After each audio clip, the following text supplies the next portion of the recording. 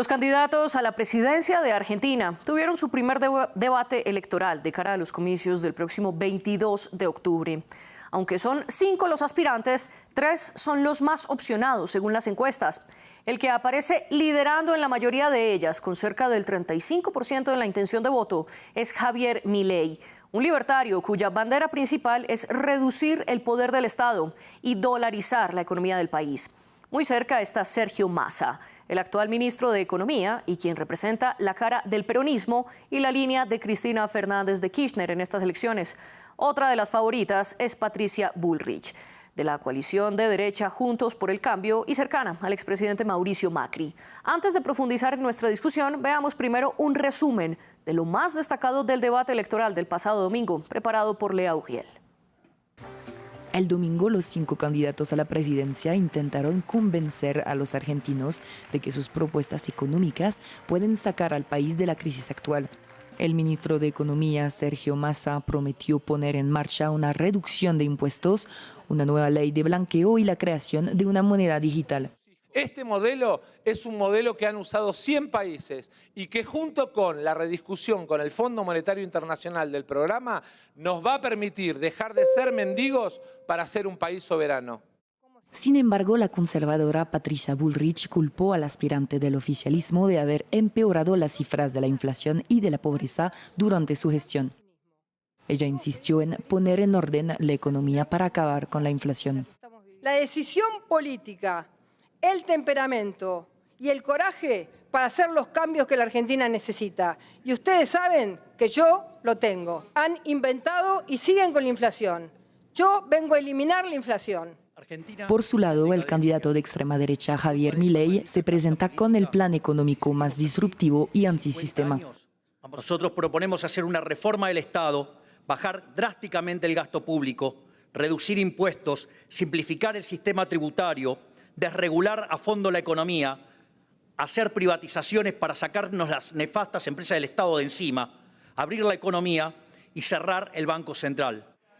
La economía es uno de los temas que más preocupa a los argentinos, con una inflación interanual que ha escalado hasta el 124.4%.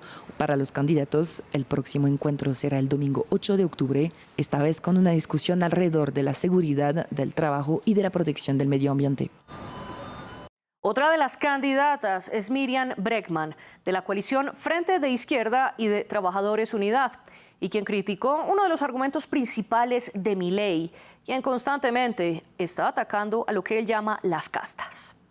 Milei llega hasta acá hablando contra la casta. No es casta, pero hace alianzas con Barrio Nuevo. No es casta, pero le arma las listas a Sergio Massa. No es casta, pero lleva una vicepresidenta de la casta militar. No es casta, pero ya se mudó a un barrio privado, como muchos de los políticos que él critica.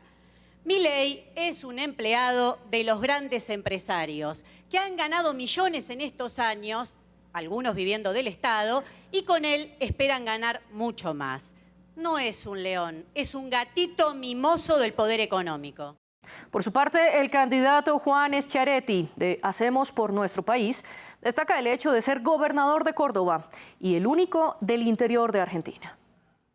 Y vengo a proponer lo que ya hicimos en Córdoba. En Córdoba gobernamos respetando las instituciones, teniendo equilibrio fiscal, desechando la grieta y hemos reducido el costo de la política, porque tenemos menos legisladores que hace unos años. Además, la legislatura cordobesa es la que tiene el menor costo por habitante de toda nuestra Argentina. Y yo soy el único candidato que nació, vive y trabaja en el interior de la patria. Los demás candidatos son expresión de la República del AMBA, que viene siendo beneficiada por los últimos gobiernos nacionales. ¿Cómo queda entonces la carrera presidencial en Argentina después de este debate electoral? Para discutirlo hoy en nuestro debate de France 24, conectamos con Mariana Moyano. Ella es periodista y profesora de la Facultad de Ciencias Sociales de la Universidad de Buenos Aires. Y también desde la capital argentina nos acompaña Ignacio Tesón, economista licenciado por la Universidad Torcuato Di Tella y magíster en finanzas por la Universidad de Valencia. Trabaja como analista económico de forma independiente y en múltiples espacios ha defendido las ideas de Milei. A los dos les agradezco por estar a esta hora con nosotros. Y a quienes nos ven, les recuerdo que nos pueden seguir en nuestras redes sociales como @France24_ES. También nos pueden comentar qué opinan ustedes de estas elecciones presidenciales en Argentina. Los leemos con el hashtag #ElDebateF24. Y pueden vernos tanto en nuestro canal de YouTube como escucharnos a través de podcast en Apple Podcast, Spotify, Deezer y TuneIn.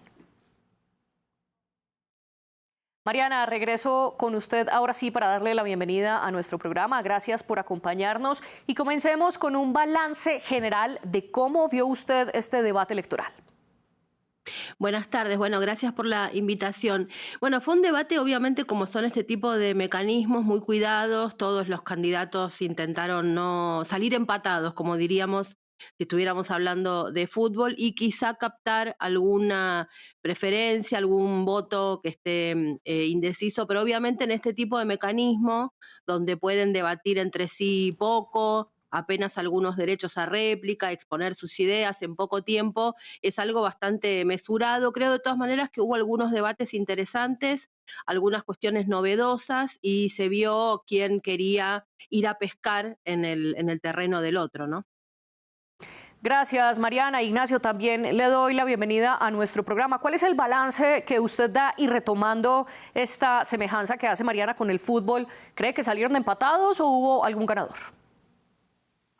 Para mí estuvo bastante claro que en cuanto a los objetivos generales del debate, coincido con Mariana en el hecho de que estuvo muy cuidado. Fue un debate muy burocrático en el sentido de que no hubo un desorden generalizado, los candidatos no se pisaron unos con otros, fue un debate cuidado por los moderadores, los micrófonos se apagaban, con lo cual la totalidad del elenco de candidatos no se salió de los libretos generales.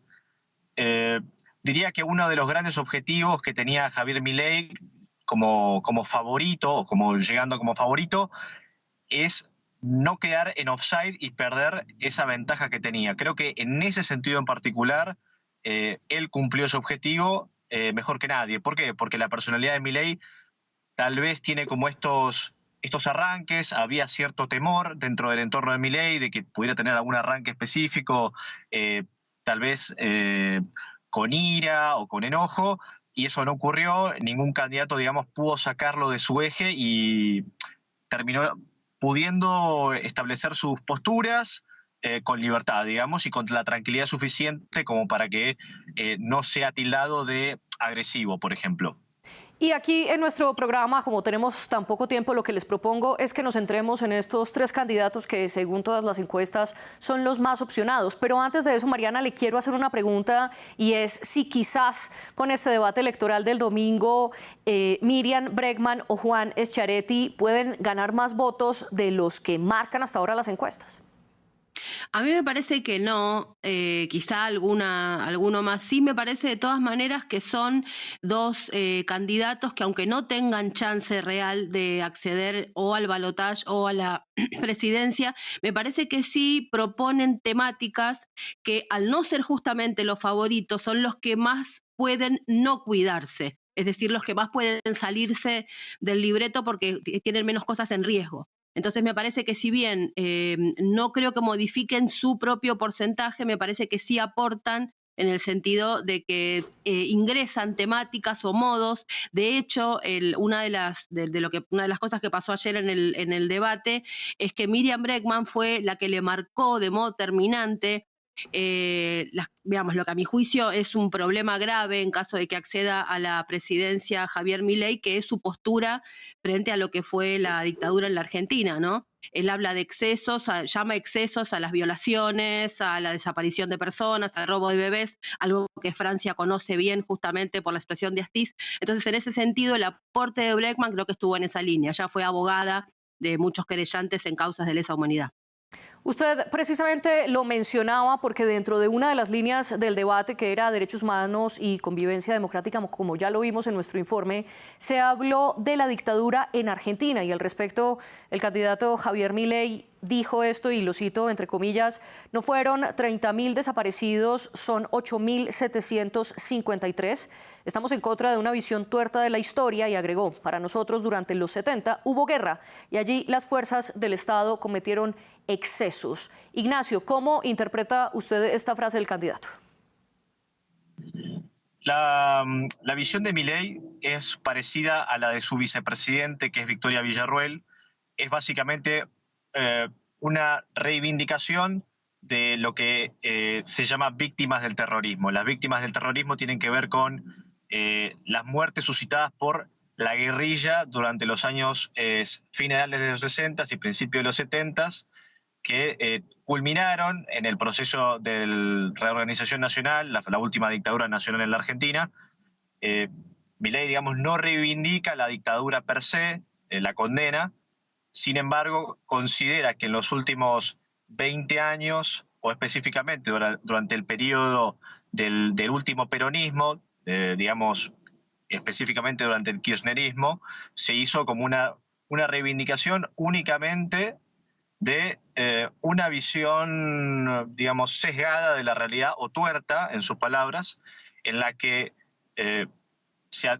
hubo un sector de la sociedad que vio, por ejemplo, cómo sus muertos fueron consagrados o validados en términos institucionales, y que hay todo otro sector que no pudo velar a sus muertos en términos institucionales, en especial las víctimas civiles de las guerrillas. Es decir, no se trata de cuerpos militares que lucharon en favor de la dictadura, sino de casos de civiles que fueron víctimas justamente de la guerrilla y del terrorismo.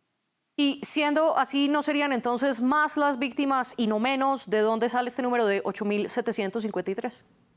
El número sale de un informe posterior a la dictadura militar que se llamó la CONADEP, y es un número oficial.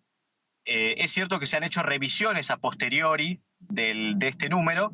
Sin embargo, el mensaje simbólico de Milei es, diría yo, un intento de reivindicar las dos cosas, más que específicamente lo que hizo el kirchnerismo durante unos 12 años, que fue agarrar un sector de la sociedad y utilizarlo, vamos a decirlo así, como punto de partida para hacer política.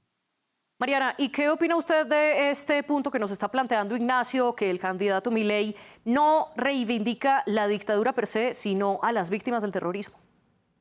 Es que si él lo planteara en esos términos, como lo está diciendo Ignacio, creo que hasta podríamos llegar a un acuerdo. De hecho, en la Argentina, cuando existían las leyes de impunidad, que no se podía juzgar acá a los genocidas, por eso traigo el caso de Astiz y Francia, porque hubo un protagonismo muy importante de eso, lo que acá se hizo fue dar una discusión muy grande de parte justamente de algunos referentes o líderes que quedaban vivos de esas organizaciones guerrilleras, o como se las quiera denominar, y hay libros, decenas, hablaron los ex detenidos, hablaron los referentes. O sea, la Argentina dio ese debate, y hasta podría plantearse nuevamente algunas cuestiones vinculadas con lo judicial de eso. Lo que pasa es que una cosa es discutir eso, con lo que yo no tengo ningún problema, y la mayoría de la sociedad creo que hasta no tendría ningún problema, aunque es un tema terminado en la Argentina. La verdad es que la Argentina es un ejemplo en ese sentido, porque terminó esa discusión con los juicios de Alfonsín, con las leyes posteriores, las leyes, digamos, el levantamiento de las leyes de impunidad.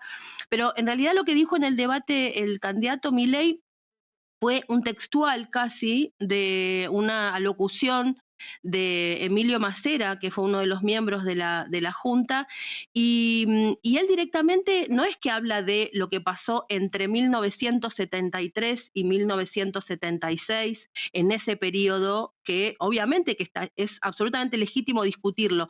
Él habla de lo que pasó con posterioridad al 76. Entonces es otra la discusión. Si fuera únicamente por lo que cometieron las organizaciones guerrilleras, creo que hasta todo el mundo podría establecer esa discusión. El problema es que cuando él habla de la dictadura. Entonces ya es como otra...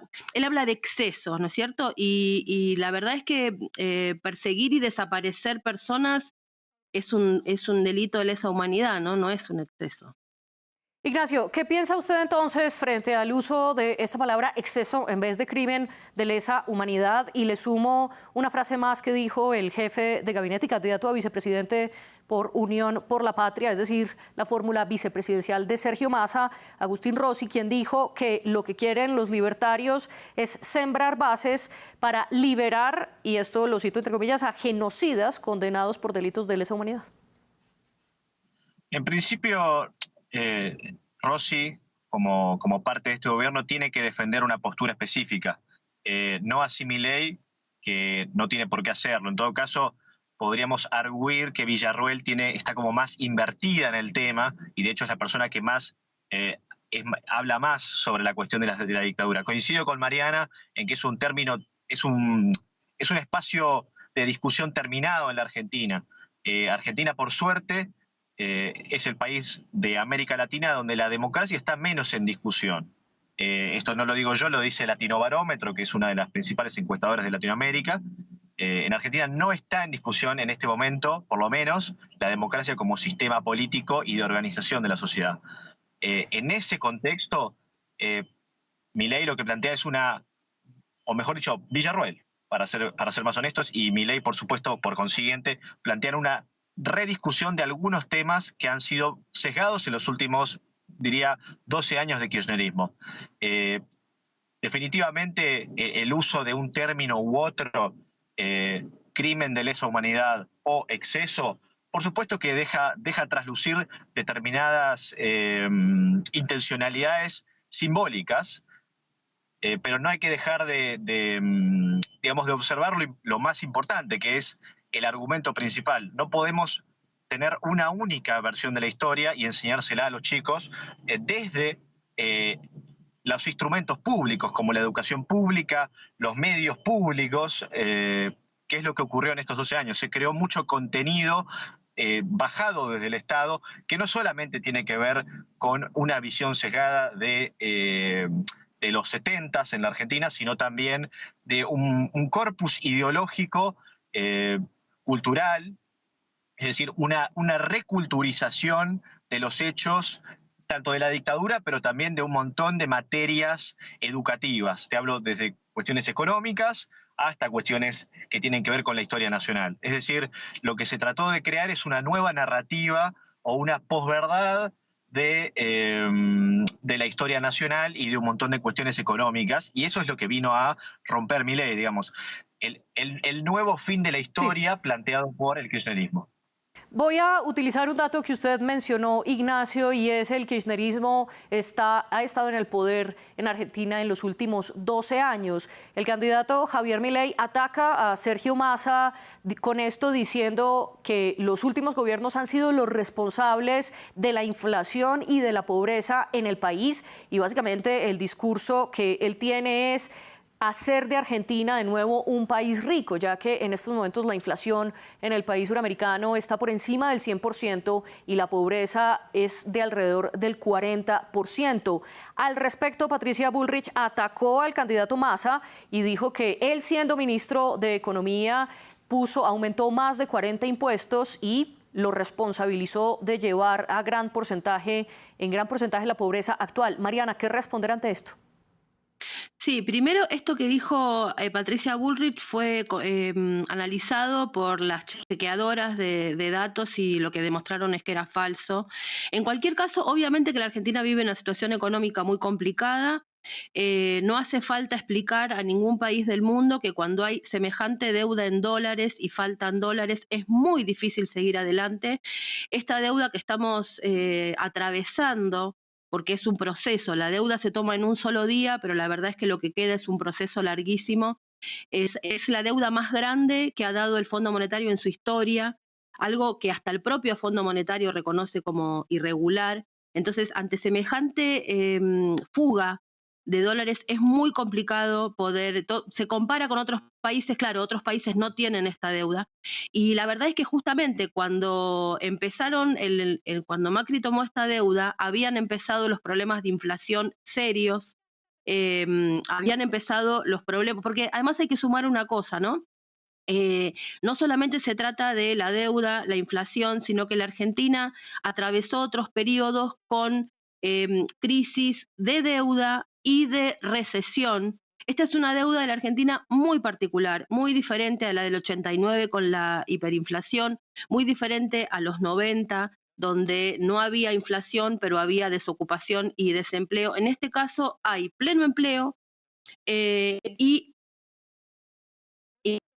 decir una crisis diferente porque justamente tiene motivos diferentes. Por lo tanto, me parece que las respuestas a la salida a esto tienen que ser distintas y no recetas que no han funcionado. Porque el problema, nadie podría estar en contra con propuestas que resuelvan esto. Lo que pasa es que hay ciertas propuestas que aparecen en los debates y que son respuestas y propuestas que en la Argentina ya han fallado. ¿Cómo Ese cuáles, es el tema. por ejemplo? Y cuando el candidato Milei dice, por ejemplo, volver a privatizar, volver a medidas de los años 90. Los años 90 nos trajeron al 2001. Todos los países del mundo tienen imágenes de lo que fue la Argentina en el 2001.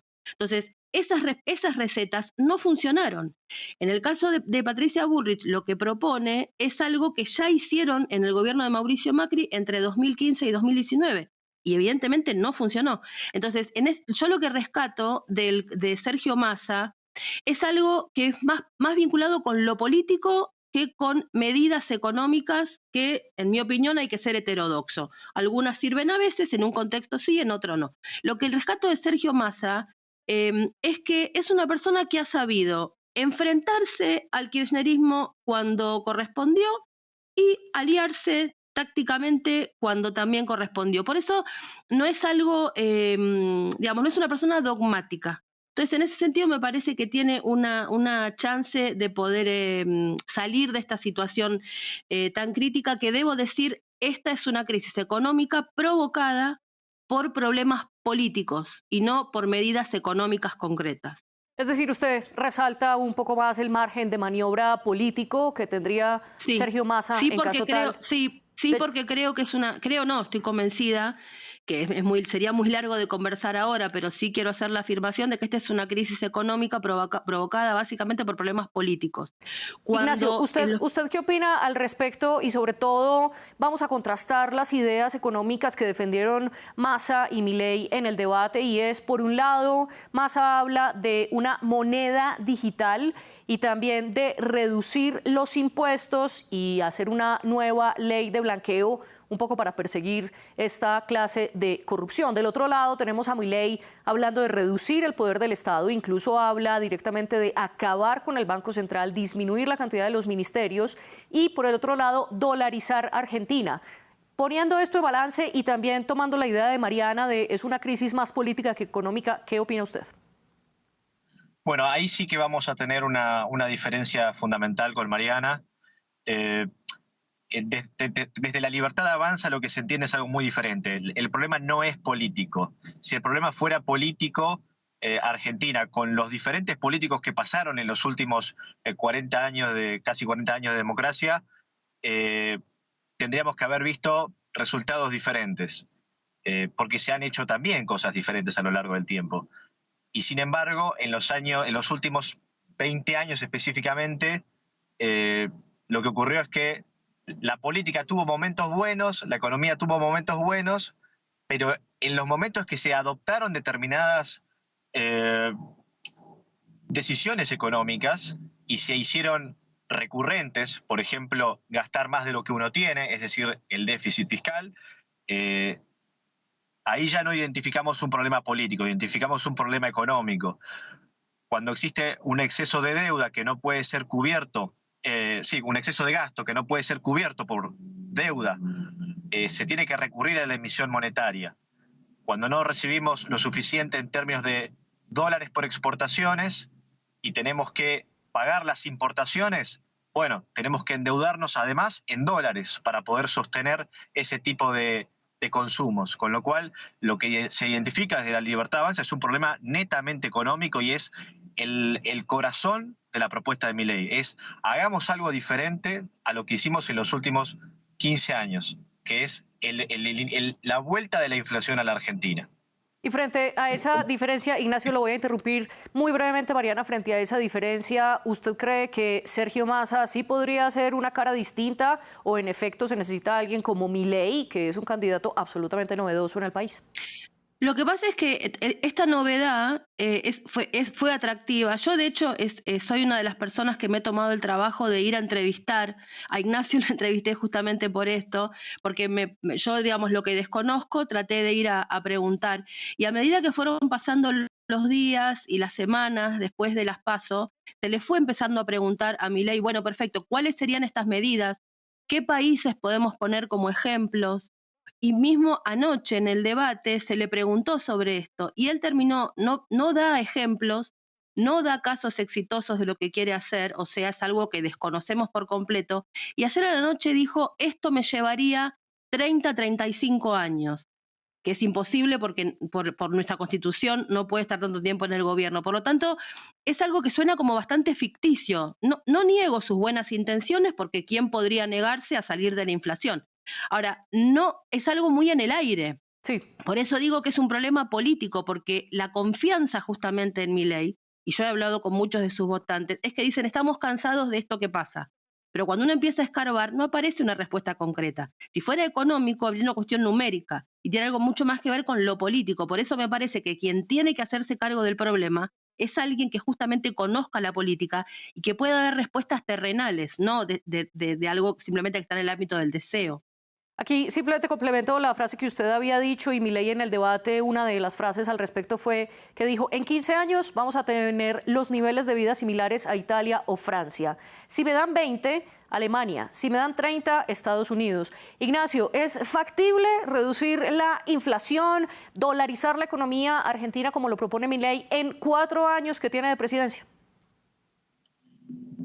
Es factible reducir la inflación de forma súbita a través de una dolarización. Económicamente hablando, Milei reconoce, y además el conjunto de candidatos reconoce que llevaría bastante tiempo reducir la inflación desde el 200% hasta niveles aceptables de, supongamos, 3% como ocurre en los Estados Unidos o 5% en la Unión Europea. La única forma que existe para poder bajar súbitamente la inflación es a través de una dolarización o un esquema similar que impida de forma tajante la emisión monetaria. Eso es una cuestión numérico-matemática y del ámbito económico. Es una cuestión que no se puede esquivar. Yo lo que diría respecto a Sergio Massa es que tampoco existen países modelo con 9 defaults, con déficit fiscal recurrente, con déficit de cuenta recurrente, viviendo por encima de las posibilidades de forma recurrente y sin la confianza para tomar deuda. En ese sentido, la ficción, yo entiendo que la plantea Sergio Massa o la plantea Patricia Bullrich, que en lo que a Milei respecta, no estaría jugando el partido. El partido hoy se estaría jugando en particular entre Sergio Massa y Javier Milei. Eso es lo que se maneja en el entorno Milei. Pero de todas maneras, y volviendo a la cuestión de la moneda central argentina digital, es un manotazo de ahogado para poder tener un mayor control sobre los capitales internos y también sobre aquellos capitales que se terminen blanqueando a posteriori. Por eso es una de las propuestas incluso de ambos candidatos. Sergio Massa y Javier Milei coinciden en que es necesario un blanqueo generalizado en la Argentina. Obviamente hay disonancias en cuanto a lo que corresponde con las metodologías y en el cómo a posteriori. Por supuesto, Javier Milei dice, hagamos un perdón popular de mercado y que no exista un control absoluto sobre esos capitales que hoy están fuera de la órbita del Estado. Y Sergio Massa lo que quiere es un mayor control sobre esos capitales a posteriori. Ignacio, muy brevemente antes de pasar con Mariana, usted habla de una ficción que presentan Massa y Bullrich, los dos de los tres candidatos más opcionados. ¿Qué opina entonces? ¿Es posible o no aplicar la moneda digital que propone Massa? Muy brevemente. Es posible en los términos en términos internos, pero es muy difícil plantear esto en términos externos, es decir, traer capitales a la Argentina sin la confianza que se tiene que configurar para poder hacerlo, es decir, que la gente quiera realmente blanquear ese dinero, es muy difícil. Yo diría que es posible en términos metodológicos crear una moneda digital. El problema es que, como pasó durante el gobierno kirchnerista, en el segundo gobierno de Cristina, hubo blanqueos, pero nadie entró en ellos. Perfecto. Ahora sí le traslado estas dos preguntas a Mariana. Mariana, ¿usted cree que es factible, uno, dolarizar la economía argentina como lo propone Milei, teniendo en cuenta que el dólar ya es escaso, el papel moneda ya es escaso en Argentina? Pues algunos sectores, por ejemplo, las inversiones funcionan ya en dólares y no en el peso argentino. Y dos, ¿qué opina si es factible o no aplicar la moneda digital como lo propone Sergio Massa, teniendo en cuenta lo que nos dice Ignacio de los altos riesgos de blanqueo? Sí, la dolarización, no digo yo que es imposible casi, sino el propio Milei ha reconocido que no están los dólares suficientes, como sus economistas lo han reconocido, que no están los dólares suficientes como para poder hacerlo. Además de eso, me parecería dañino porque los países que lo han hecho en el mundo han caído en una trampa de la que no saben cómo salir. A veces hay una situación que la gente en la Argentina confunde, los sondeos muestran esto, que confunden la convertibilidad de la década de los 90 con la dolarización. La convertibilidad fue una ley en la que se estableció que un peso argentino valía $1, o sea, una gran ficción, pero que permitió estabilizar la economía cuando había hiperinflación. Entonces, yo no estoy a favor de eso, pero comprendo en todo caso, comprendí en su momento que era una forma de parar la hiperinflación. Una cosa es la convertibilidad, que es una ley de la que se sale con prolijidad con otra ley en un posible futuro, y otra cosa es la dolarización, que es lo que propone Milei, que es la trampa en la que está, por ejemplo, Ecuador, que es un país que no puede salir de ahí, y candidatos de todos los partidos políticos y dirigentes de todos los partidos políticos de Ecuador reconocen que es una gran trampa. Entonces, un caso que ha sido un fracaso en los países que lo llevaron adelante, me parece que no es una buena propuesta. Y respecto de la moneda digital, sí me parece que es posible, porque yo estoy bastante en contacto con sectores que justamente exportan conocimientos o productos pequeños, sobre todo pymes, y el problema que tienen es que cuando ingresan sus dólares, obviamente que al ingresarlos al valor del dólar oficial, pierden dinero. Entonces, en este caso sería una posibilidad, y de hecho en estas horas en que transcurrió el anuncio y que Massa envió el proyecto a que sea discutido, ha habido bastantes movimientos de entusiasmo. Vengo justamente de una reunión con alguna gente con este tema porque es una posibilidad que ven cercana y satisfactoria.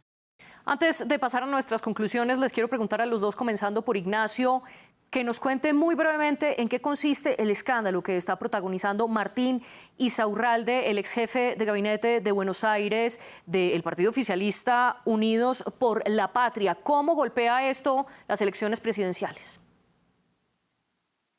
En principio, lo que hizo Martín Insaurralde, o lo que se ha popularizado, ya es Vox Populi, son un conjunto de fotos con una dama de compañía en un yate en el Mediterráneo.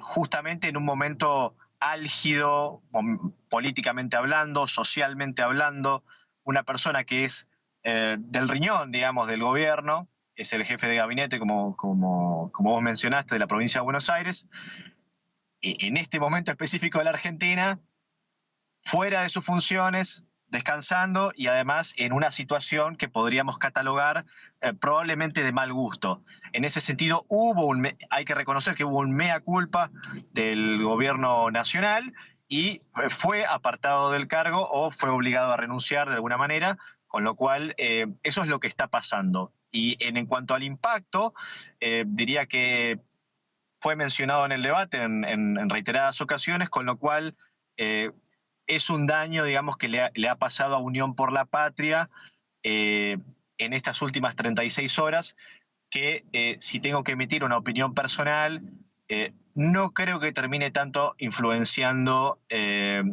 el voto de ese sector específico. ¿Y usted, Mariana, qué opina muy brevemente? Y si esto no lo afecta, ¿afecta sí o no para usted la división que hay entre Cristina Fernández de Kirchner y el presidente Alberto Fernández? Me parece obsceno, coincido con lo que dice Ignacio, creo que fue una situación obscena, por eso celebro no solamente la decisión del gobernador de la provincia de Buenos Aires de rápidamente aceptarle la renuncia o pedirle la renuncia, que es lo que en realidad pasó. De hecho, el gobernador Axel Kicillof decidió dejar de lado, proponer una ley para que se deje de lado ese cargo y correrlo de sus funciones. Ayer el ministro y candidato Sergio Massa dijo que pedía que renunciara también a su cargo, a su candidatura. Estaba Insaurralde candidateándose también en esas elecciones para ser concejal y de hecho así sucedió, renunció a todo eso, con lo cual celebro profundamente eso porque es un gesto de que la política no puede permitirse estas cosas.